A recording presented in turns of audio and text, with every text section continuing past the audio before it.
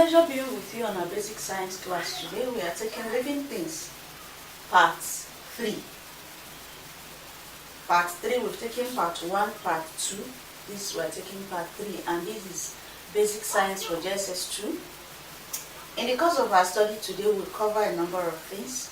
1, characteristics of organisms that lives in a habitat, the features that are common with plants and animals. And then we'll take the last one to identify intelligence, character of human being. What are the characteristics of a living thing? We have about 7 characteristics of human being. We'll have nutrition, respiration, movement, excretion, growth, reproduction, sensitivity. Now let us take it one at a time. Nutrition. When we talk about nutrition, that means that all living things take in nutrients for survival. All living things take in nutrients for survival. That is what nutrition is. And that's to say that in a habitat, living things have what sustains them in form of nutrition, raw substances that can sustain an organism, be it animal or plants. Then we have the next one, which is respiration. All living. So now we have seen the first one, nutrition. That living things take in materials from their surroundings that they use for growth or to provide energy. Nutrition is a process by which organisms obtain energy and raw materials from nutrients as protein, carbohydrates, and fats. That is what sustains all living things. And then we'll talk about respiration. Respiration is the release of energy from food substances in all living cells. Living things break down food within their cells to release energy for carrying out their normal activity. And so respiration, they release energy from food substances that they have taken in, and then use this released energy to carry out their normal activities. Then we look at the number 3, movement. All living things move. Animals move, plants move. Even if the movement of plants is insignificant, we might not see it, but they do move. Alright? We talk about excretion, the number 4th one. All living things excrete. As a result of many chemical reactions occurring in cells, they have to get rid of waste product which might be poisonous to the cells. Excretion is defined as a removal of toxic materials or waste from the body of an organism. In human being, excretion can be in form of passing out feces, urine, and the rest of them. So also in other living organisms, like other animals or plants, they have a way of excreting toxic materials, toxic substance away from their system so that they can be able to live and function effectively. Then we have the number 5th one. All living things grow. Animals grow, humans grow, plants grow. Remember that humans are higher animals. You cannot give birth to a child today and the child remains like that for the next 10 years. You cannot plant a tree today and the tree remains like that for the next 10 years. All living things grow. They have their growth rates. Alright? Then the next one is reproduction. All living things reproduce. They give birth to offspring. Plants do. The seedlings that fall from a plant and germinate is reproduction. Producing its kind, the process of an organism producing its kinds.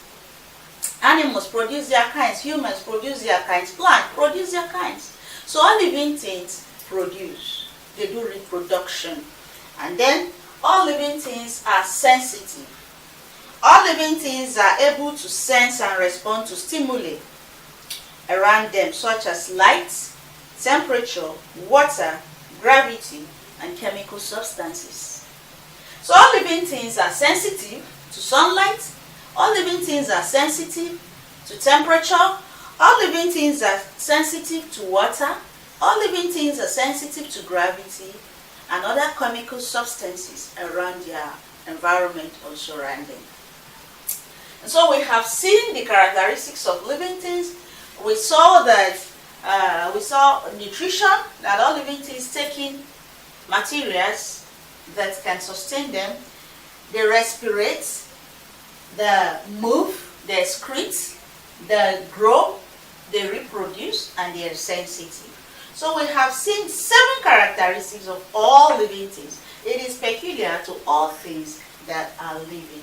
Now let's see the features that are common with both plants and animals. What are those features that are actually common with both plants and animals? I'm going to discuss 5 intelligent character of humans. We'll have many. You can list 20, but I'm mentioning 5. Your assignment is give me another 5 below the comment box if you know more. 1. Reasoning. Reason. 2. Problem solving. 3. Inquisitive. 4. Observation. 5. Measuring. Why are humans intelligent creatures? 1. They reason. Humans have the reasoning capability that have been bestowed in humans. So they can think and know what to do, and know when to do a U-turn, and know when to carry out their objective. They reason. Their brain works more than any other creatures that are made. Problem solving. Humans have the ability to devise problem solving. For example, humans saw the need for producing a vehicle so that the suffering of walking for a far distance will be removed. And so they derive a problem-solving methodology to come up with a car. Animals can't do that. They saw that the world is advancing and they digitalize things to make life easy. Problem-solving, animals can't do that. Inquisitive, humans ask questions. They want to know the why things are the way they are, and make research to find out why such is happening. And so humans are inquisitive about their environment, inquisitive about what is happening to them, inquisitive about how they can go about life challenges. Animals are not inquisitive. Animals cannot come to ask you questions, but human does. It's a good character that has been bestowed on humans. Observation. Humans observe keenly how things are going. And so they're able to monitor things, observe things, see the changes that goes around, and know how to come up with a preferred solution to what they are observing. They observe to know that there is danger. They observe to know that it is profitable. They observe to know that things are not the way it used to be. Animals and plants doesn't have that feature. So humans observe. They're measuring. They measure hypotheses to see why one is viable and the other is not viable. They try to balance the equation to know why is this not balanced and how can I make it balanced. Measuring. They have the capability to measure hypotheses and know which have to be chosen. So humans have all these capabilities in them that other living organisms does not. There are a lot of things that makes human intelligent. They think, they reason, they observe, they are inquisitive, they learn, they teach. Humans have it in greater capacity. So we have seen the intelligent characteristics of human beings. I mentioned 5. Tell me more in the comment box. We can come up with 10. We can come up with 20. What do you think? Let's interact below the comment box. So this is our basic science class, Other Living Things Part 3.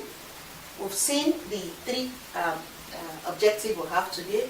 We've seen what are the characteristics of living things. We saw the features that are common with animals and plants. And we have seen the intelligent characteristics of humans. Subscribe if you've not subscribed. Share the video if you think it's helpful. Tell the world about what we do here. Watch, rewatch, learn, relearn. Keep learning. Let learning be part of you. Make reading a culture. Watch educational videos like this. You can visit us at Class Online School to see more of our videos, or navigate through this channel to see more than 400 plus of our videos as of when I'm shooting these videos. We hope to give you many videos, as many as we can. So keep dropping by on the channel. You will gain more educational stuff. Thank you for dropping by. Thank you for being my community. Until I come your way next time, thank you very much.